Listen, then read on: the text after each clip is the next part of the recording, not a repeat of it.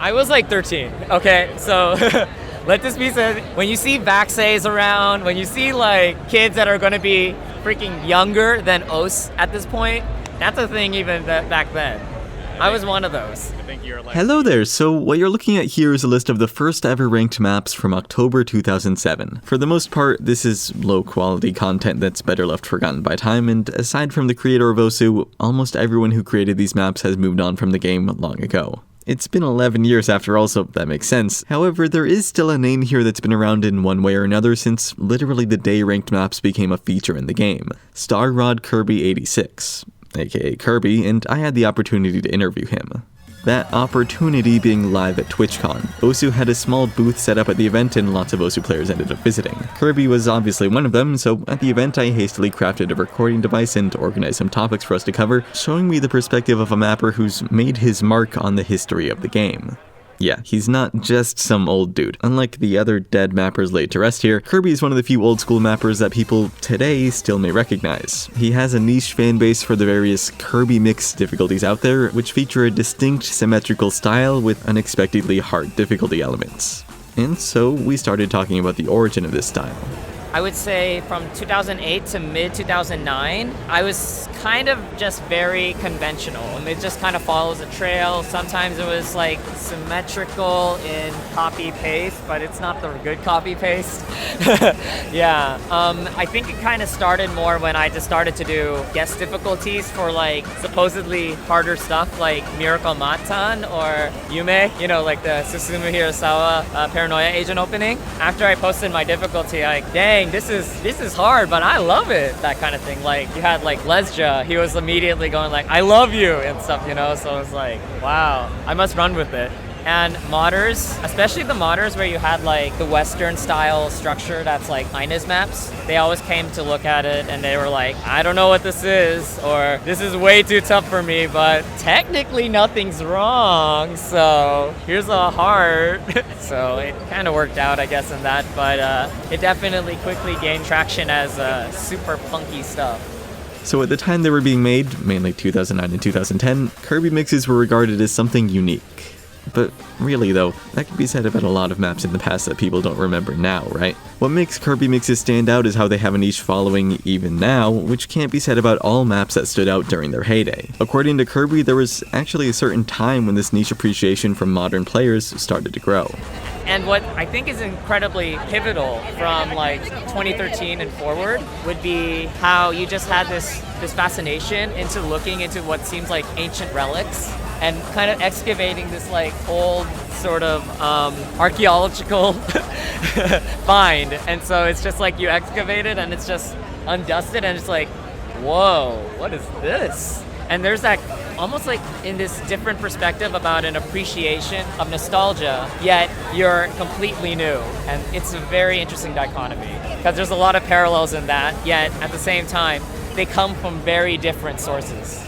This is a live, off-the-cuff interview, so that might not have been too easy to follow, but Kirby basically explained how he gained an audience of modern players for his clearly not modern maps. And I find that interesting. See, I definitely relate to all the players who have searched through old maps to find long-lost gems. I mean, that's practically what these videos do now through mappers. Kirby said that 2013 was when players started to appreciate the relatively old features of his maps, and I've seen many mappers since then show that same appreciation through their own mapping. People choose to make maps replicating old styles despite not having true, I grew up on these maps type of nostalgia. It's more so just a fascination with their antiquated, older design elements. I'm personally not too engaged with this era of old maps, but I've definitely shaped my mapping through appreciation of what people would call some later eras of old mapping. But anyway, let's talk about influences. I ran that Mapper Influences survey a while back and, to no surprise, confirmed that many first-generation mappers weren't really impacted by other mappers. There just wasn't anyone to be influenced by, so that was the outcome. There were some people influenced by the original DS games maps, and maybe Kirby was too, but there were also other sources that contributed to his mapping. Coming straight in 2007, it's like everyone was just kind of on this level playing field and trying to make their own cool Elite Beat Agents sort of styled levels, essentially, right? On my end, I initially wanted to do a lot of pump it up, songs. So from the Korean rhythm game, the five panel arrows. And so that's where you had Pump Me Amadeus and an Emergency. Which, for clarification, are Kirby's first 2 ranked maps, showing that other rhythm games had an impact before he started mapping in Osu. Now, continuing with how they later affected his mapping. The DDR series. That was like one of the biggest series that kind of pioneered and just heavily influenced how I just think of rhythm in general.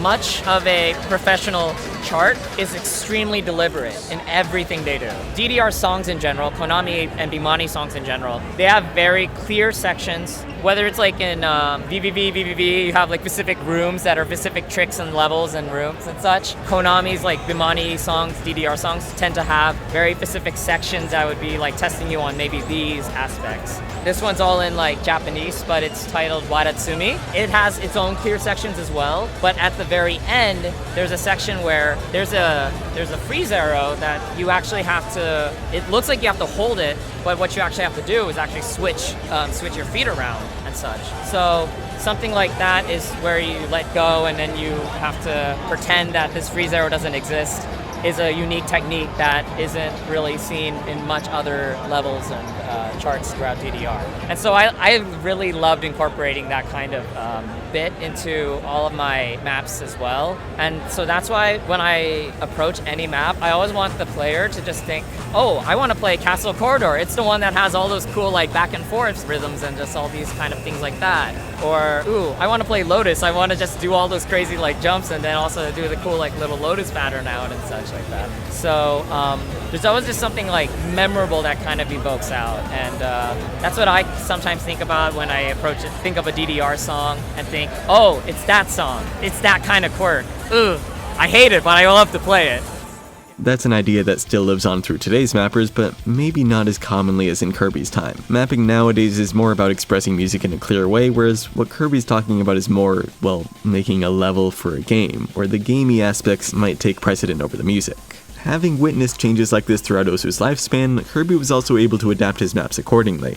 His more recent maps are clearly not in a modern style, not even close. However, he has adjusted bits and pieces of his mapping in ways that wouldn't have ever really been acceptable in the past, even for a supposedly edgy mapper like Kirby. Players these days can now take in and just go ham on jumps, precision.